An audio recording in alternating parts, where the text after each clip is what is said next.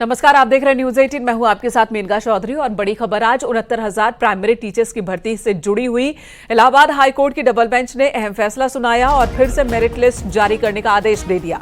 High court ने सरकार को आदेश दिया है कि 3 महीने के भीतर ही नई मेरिट लिस्ट जारी की जाए, जिसमें बेसिक शिक्षा नियमावली और आरक्षण के नियमों का पालन हुआ हो। आपको बता दें, अभ्यर्थियों ने पूरी भर्ती प्रक्रिया पर ही सवाल खड़े किए थे। 19,000 पदों पर आरक्षण घोटाले का आरोप लगाया था और अब हाईकोर्ट की डबल बेंच ने एक बड़ा फैसला सुनाया है। अब आपको बताते हैं ये पूरा मामला है क्या। दरअसल साल 2019 में 69,000 शिक्षकों की भर्ती के लिए परीक्षा कराई गई थी। इस भर्ती में 4,10,000 अभ्यर्थियों ने हिस्सा लिया था, जिनमें से 1,40,000 अभ्यर्थी सफल हुए थे। इसके बाद मेरिट लिस्ट निकाली गई। मेरिट लिस्ट में आरक्षण की अनदेखी के आरोप लगे और छात्रों ने इस लिस्ट का विरोध किया और हाईकोर्ट का दरवाजा खटखटाया था।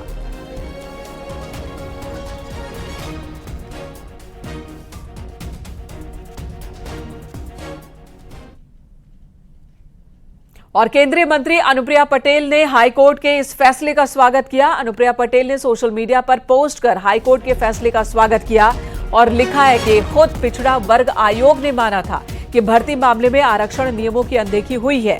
उम्मीद करती हूं कि वंचित वर्ग के प्रति अब न्याय होगा। अरुण राजभर ने सोशल मीडिया पोस्ट कर इस फैसले का स्वागत किया और उन्होंने लिखा है कि उम्मीद है कि पिछड़े, दलित, वंचित वर्ग को अब न्याय मिलेगा।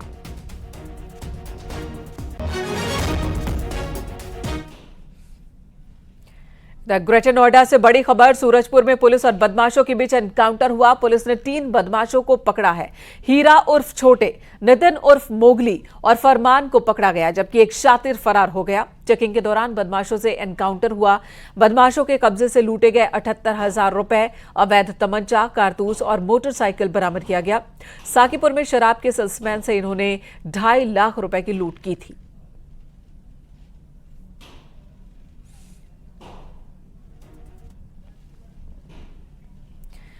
अम्बेडकर नगर पुलिस ने बड़ी कार्रवाई की है। एनकाउंटर में पुलिस ने 6 चोरों को गिरफ्तार किया, जबकि 3 शातिरों के पैर में गोली लगी है। पुलिस के मुताबिक शातिर चोरी की प्लानिंग कर रहे थे।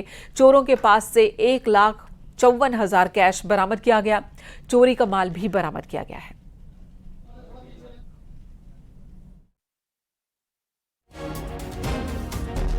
परशुराम, सोबरन, अमर, हरदम, कांताराम, ये सभी जनपद लखीमपुर खीरी के रहने वाले हैं और इनके पास से लगभग 1,60,000 रुपए, 2 अवैध तमंचा, 315 बोर तथा अन्य चोरी किए गए सामान इनके पास से तथा चोरी में प्रयोग करने वाले इनके उपकरण इनके पास से बरामद किए गए हैं। इनके आपराधिक इतिहास के बारे में जब जानकारी की गई तो इनके विरुद्ध दर्जनों मुकदमे विभिन्न जनपदों में पंजीकृत हैं। इनके आपराधिक इतिहास के बारे में और गहनता से इस वक्त जानकारी की जा रही है। इस पूरी कार्रवाई में हमारे दोनों थाना प्रभारी तथा एसओजी प्रभारी और इनकी पूरी टीम को जनपद स्तर से 25,000 का इनाम भी दिया गया। इधर लखनऊ से एक और बड़ी खबर, जहां सिपाही सर्वेश रावत ने पत्नी को गोली मार दी और इसके बाद खुद को भी गोली मार ली। सिपाही कानपुर में तैनात है।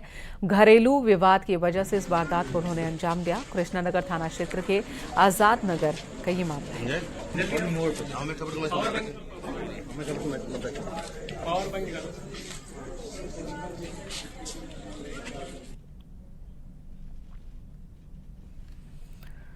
खबर जालौन से, जहां जीएसटी विभाग की बड़ी कार्रवाई हुई है। उरई कोतवाली क्षेत्र में जीएसटी की टीम ने मिठाई की दुकानों के साथ साथ कई रेस्टोरेंट पर छापेमारी की।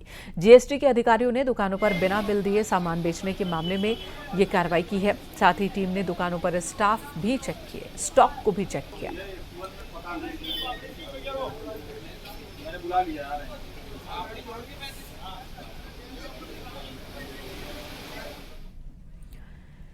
इधर बिजनौर में बेटी पैदा होने पर ससुराल वालों ने एक महिला को घर से बाहर निकाल दिया, जिसके बाद पीड़ित महिला ने आरोपियों के खिलाफ तहरीर देकर कार्रवाई की मांग की है, जिसके आधार पर पुलिस ने पड़ताल की शुरुआत कर दी है।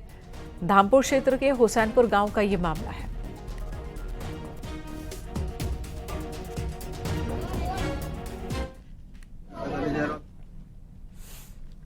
इधर कन्नौज रेप कांड में रेप पीड़िता का जिला अस्पताल में डीएनए सैंपल लिया गया। सैंपल को फॉरेंसिक लैब भेजा गया है। वहीं आरोपी नवाब सिंह यादव का भी सैंपल लिया गया। नवाब सिंह यादव का डीएनए सैंपल लेने के लिए डॉक्टर्स की टीम पुलिस के साथ जिला जेल पहुंची थी। पुलिस सील बंद सैंपल को फॉरेंसिक लैब भेजेगी। एसपी के पूर्व ब्लॉक प्रमुख नवाब सिंह यादव पर एक नाबालिग लड़की ने सनसनीखेज आरोप लगाए थे। पीड़िता की शिकायत पर जब पुलिस पहुंची तो नवाब यादव को आपत्तिजनक हालत में उसके कॉलेज के कमरे से गिरफ्तार किया। पुलिस ने पीड़िता का मेडिकल कराने के बाद नवाब यादव के खिलाफ छेड़खानी और पॉक्सो एक्ट में एफआईआर दर्ज की थी। पीड़िता ने मजिस्ट्रेट के सामने रेप का भी जिक्र किया, जिसके बाद पुलिस ने रेप की धारा भी जोड़ी।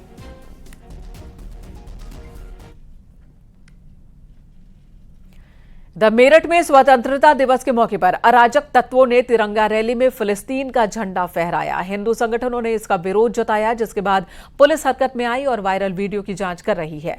पुलिस वीडियो के आधार पर आरोपी की शिनाख्त करने में जुटी है। हालांकि इस मामले में मुकदमा दर्ज नहीं हुआ है।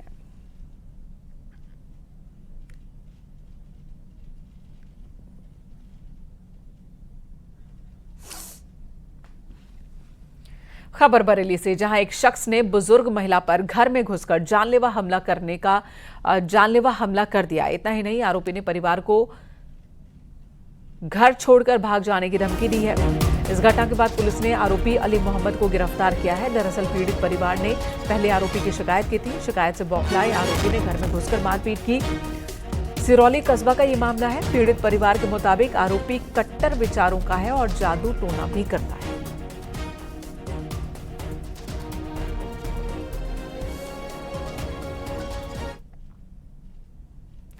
और अगली खबर सुल्तानपुर से, जहां पर अनाज माफियाओं और बिचौलियों ने जिले में एक बड़ा कारनामा किया। उनके द्वारा गरीबी रेखा से नीचे जीवन यापन करने वालों के नाम फर्जी खतौनी बनाकर घोटाले की घटना को अंजाम दिया गया है।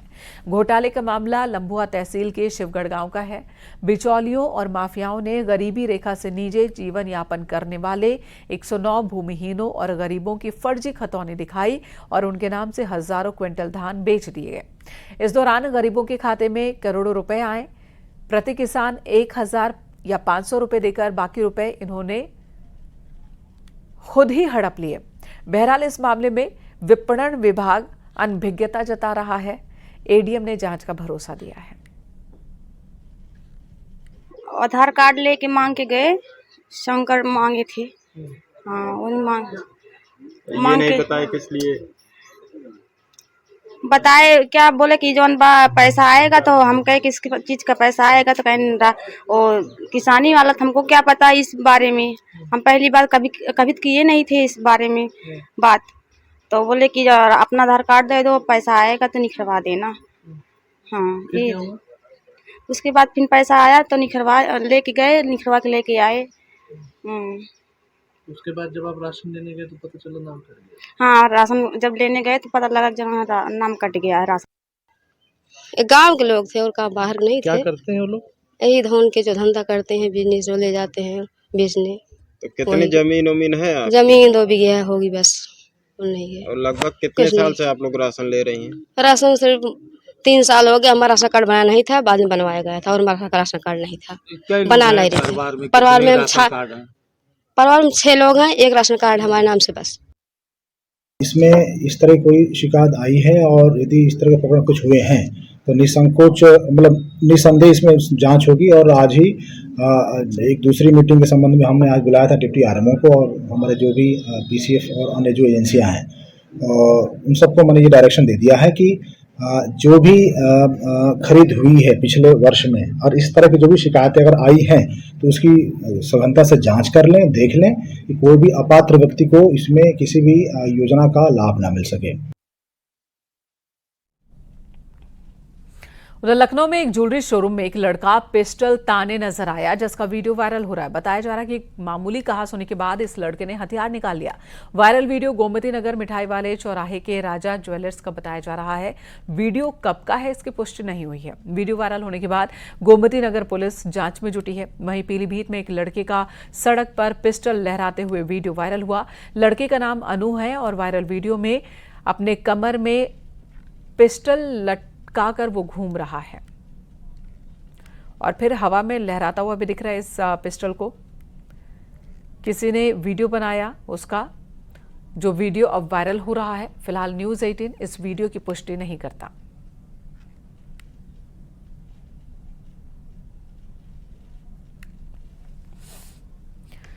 पूरे देश में कल डॉक्टर्स ने हड़ताल का ऐलान किया है।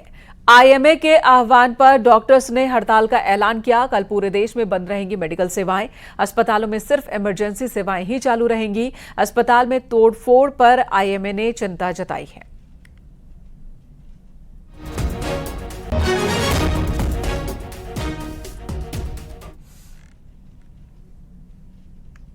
इधर लखनऊ में भी डॉक्टर्स का विरोध प्रदर्शन जारी है। 4 संस्थानों के रेजिडेंट डॉक्टर्स जुटे। केजीएमयू, एसजीपीजीआई, लोहिया संस्थान के अलावा कैंसर संस्थान के रेजिडेंट डॉक्टर्स भी हड़ताल के लिए इकट्ठा हुए हैं। डॉक्टर्स ने कोलकाता की घटना का विरोध जताया और अपनी मांगों को लेकर प्रदर्शन किया।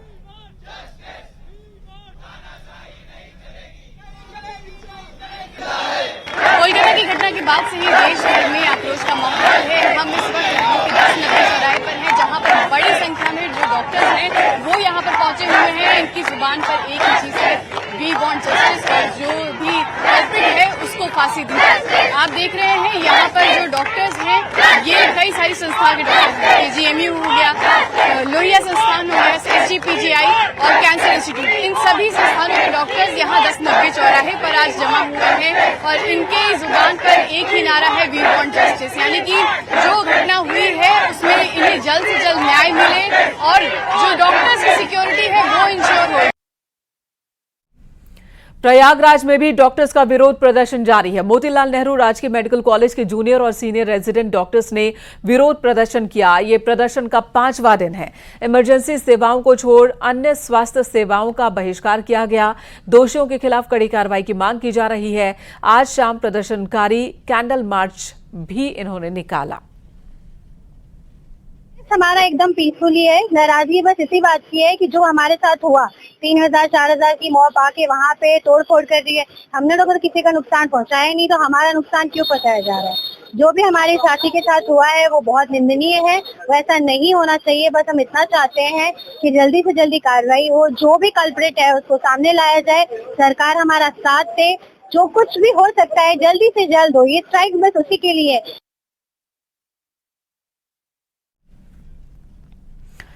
कोलकाता में महिला डॉक्टर के रेप और हत्या मामले में डॉक्टर्स का गुस्सा लगातार बढ़ता जा रहा है। दिल्ली में डॉक्टर्स और स्वास्थ्य कर्मचारियों का प्रदर्शन जारी है। निर्माण भवन केंद्रीय स्वास्थ्य मंत्रालय के सामने डॉक्टर्स ने प्रदर्शन किया। सेंट्रल प्रोटेक्शन एक्ट की मांग की है। इनकी मांग है कि इंसाफ जल्द से जल्द मिलना चाहिए।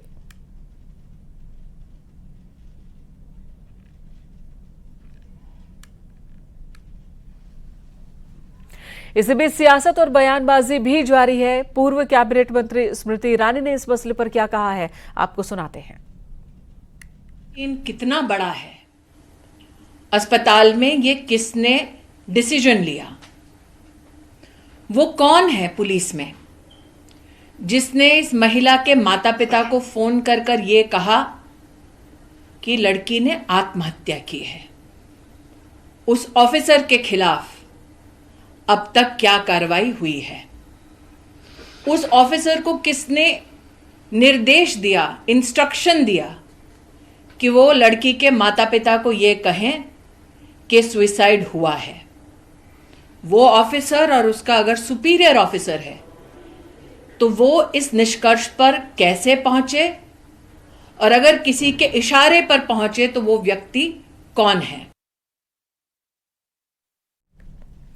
जिस कोलकाता कांड को लेकर ममता सरकार गंभीर सवालों के घेरे में है, कोलकाता हाईकोर्ट ममता सरकार को कड़ी फटकार लगा चुका है। केस सुलझाने के लिए जांच ममता बनर्जी की पुलिस से छीनकर सीबीआई को सौंप दी गई है। वो ममता बनर्जी आज विरोध प्रदर्शन कर रही थी, लेकिन किसके खिलाफ, तो वो खुद मुख्यमंत्री है। हालांकि इन सब के बीच सबसे बड़ी परेशानी मरीजों की बढ़ने वाली है, क्योंकि कल देश भर के सारे डॉक्टर हड़ताल पर होंगे। आपको दिखाते हैं ये रिपोर्ट। করতে চান বাম এবং রাম, তারা একত্রিত হয়ে এই গন্ডগোলটা করেছে।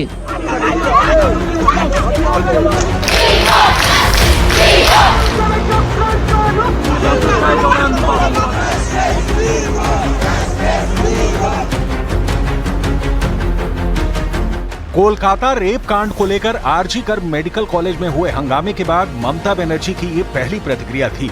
ममता ने डॉक्टर बेटी के रेप और मर्डर के बाद भड़की हिंसा को राम और वाम से जोड़ दिया।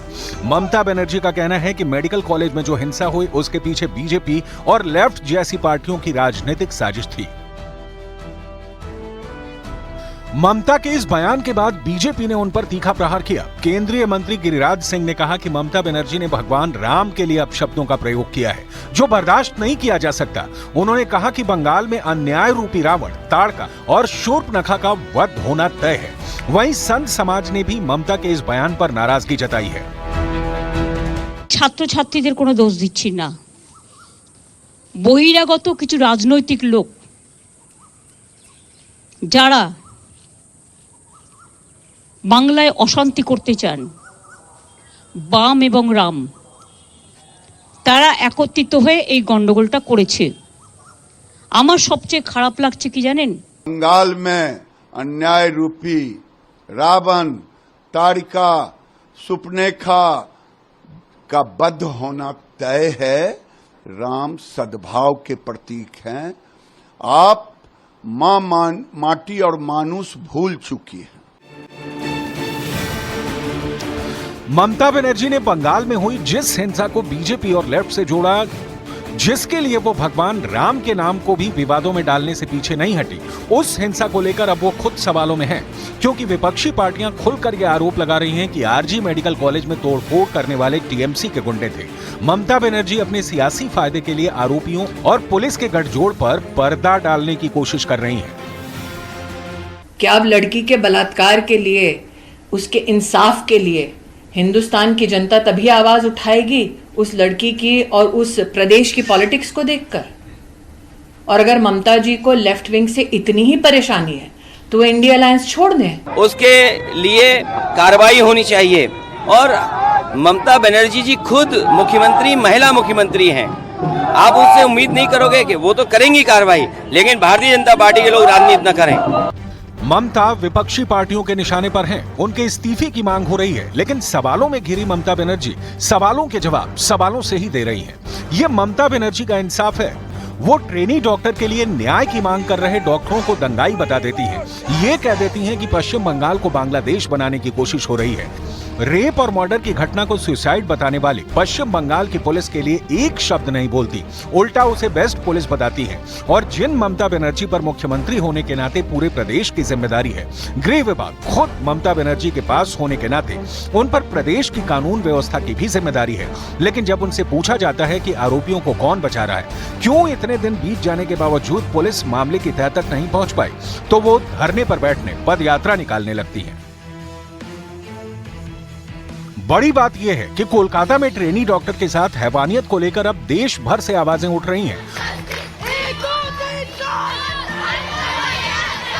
बॉलीवुड के कई कलाकारों ने भी डॉक्टर बेटी के लिए इंसाफ की मांग की है और कोलकाता रेप कांड को लेकर नाराजगी जताई। लेकिन टीएमसी के नेताओं को इसके पीछे भी साजिश का एंगल दिखाई देता है।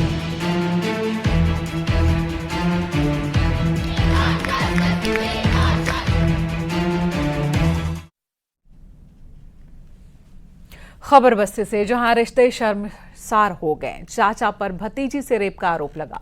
इसके बाद लड़की को बताने पर जान से मारने की धमकी भी दी गई। घर आकर पीड़िता ने अब बीती बताई, जिसके बाद पुलिस से शिकायत की गई। छावनी थाना क्षेत्र का ये मामला है। भतीजी के साथ दुष्कर्म किया है, तहरीर प्राप्त हो गई है और उस पर एफआईआर भी दर्ज कर लिया गया है। और एफआईआर दर्ज करने के बाद जो अन्य विधिक कार्रवाई होती है, विधिक कार्रवाई की जा रही है और अभियुक्त की गिरफ्तारी का भी प्रयास किया जा रहा है। शाहजहांपुर में पुलिस ने अफीम के साथ एक तस्कर को गिरफ्तार किया। अफीम की कीमत 3 लाख रुपए बताई जा रही है। जैतीपुर पुलिस ने चेकिंग के दौरान तस्कर को गिरफ्तार किया है, जिसका नाम अमरजीत है। यह आरोपी बदायूं का रहने वाला है। ये सस्ते दाम में अफीम खरीदकर शाहजहांपुर ढाबों पर ट्रक ड्राइवर्स को सप्लाई करता था।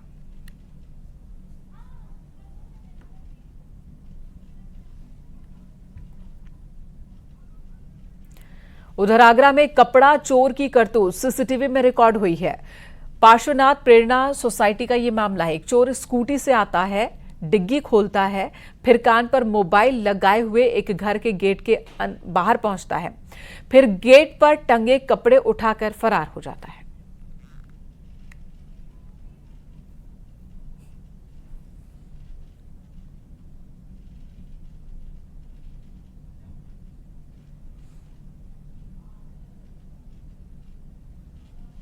इधर पुलिस भर्ती परीक्षा पर बड़ा अपडेट। नकल विहीन परीक्षा कराने के लिए फुल प्रूफ तैयारी कर ली गई है। प्रदेश में 67 जिलों में परीक्षा होनी है। मेरठ की अगर बात की जाए तो ट्रैफिक मैनेजमेंट की व्यवस्था की गई है। 5 दिनों में होने वाली परीक्षा पर सीसीटीवी कैमरों की नजर होगी। तमाम एजेंसियां सतर्क रखी गई हैं ताकि परीक्षा को पूरी तरह से नकल विहीन बनाया जा सके। डीएम और एसएसपी परीक्षा के नोडल इंचार्ज बनाए गए हैं। आपको बता दें 23, 24, 25, 30 और 31 अगस्त को परीक्षा होनी है। पर जो चेकिंग फ्रिस्किंग है इस बार पुलिस के द्वारा की जाएगी। पिछली बार सिक्योरिटी एजेंसी द्वारा की गई थी, लेकिन इस बार हर एक केंद्र पर एसएचएमडी, डीएफएमडी लगाए जा रहे हैं। चेकिंग फ्रिस्किंग कार्य हमारे द्वारा किया जाएगा, पुलिसकर्मियों द्वारा किया जाएगा। साथ साथ उनके बायोमेट्रिक्स लिए जाएंगे, आधार कार्ड लिए जाएंगे। सब जगह सीसीटीवी व्यवस्था की गई है। हर एक परीक्षा केंद्र पर कंट्रोल रूम रहेगा, सीसीटीवी कंट्रोल रूम। उसके साथ साथ जनपद स्तर पर एक कंट्रोल रूम रहेगा और एक प्रदेश स्तर पर कंट्रोल रूम रहेगा। इधर हाथरस में बारिश के मौसम में बच्चों में डायरिया, उल्टी और बुखार का प्रकोप है। इन दिनों जिला अस्पताल की बात की जाए तो ओपीडी में मरीजों की संख्या बढ़ गई है। बारिश की वजह से लगातार बच्चे बीमार हो रहे हैं। बुजुर्गों में भी परेशानी ज्यादा दिख रही है। बाल रोग विशेषज्ञों ने चिंता जताई है और लोगों से साफ सफाई बरतने की अपील कर रहे हैं।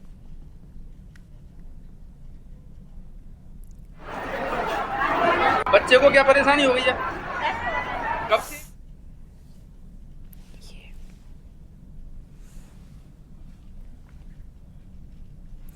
तो देश के अलग अलग इलाकों में मानसून जमकर बरस रहा है, जिससे कई जगहों पर बाढ़ जैसी स्थिति बन गई है। नदियां उफान मार रही हैं और ऐसे में लोगों की जान भी खतरे में पड़ रही है। जयपुर से बेहद ही दहशत में डालने वाला एक वीडियो सामने आया, जहां एक लड़का लहरों की चपेट में आकर बहने लगा। तो चलते चलते देखिए ये रिपोर्ट।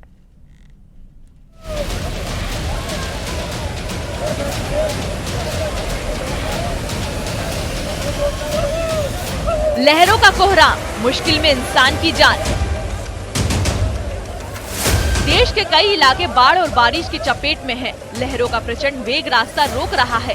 दहशत पैदा नाले उफान मार रहे हैं। कुड़की महादेव मंदिर रोड के पास बह रही नदी का जलस्तर खतरे के निशान के पार चला गया, लेकिन फिर भी लोग अपनी जान को खतरे में डाल रहे हैं।